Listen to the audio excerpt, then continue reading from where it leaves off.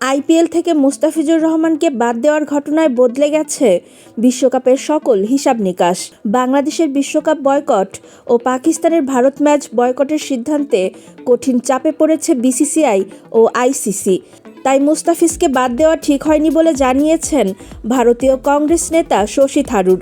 ভারতীয় গণমাধ্যমের সঙ্গে আলাপকালে পাকিস্তানের ম্যাচ বয়কটের সিদ্ধান্তের প্রতিক্রিয়ায় এই কথা বলেন এই কংগ্রেস নেতা।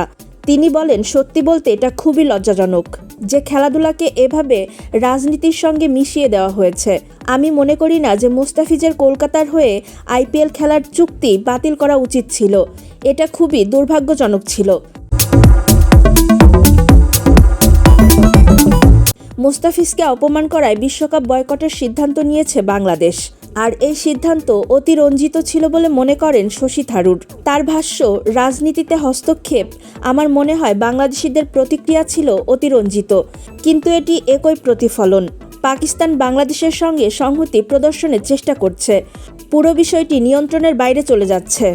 আমার মনে হয় আমাদের সত্যি এই বোঝার প্রয়োজন যে খেলাধুলা, বিশেষ করে ক্রিকেটের মতো খেলা, যা সকল মানুষের কাছে এত গুরুত্বপূর্ণ, অন্তত খেলার মাঠে আমাদের একত্রিত করার একটি মাধ্যম হওয়া উচিত।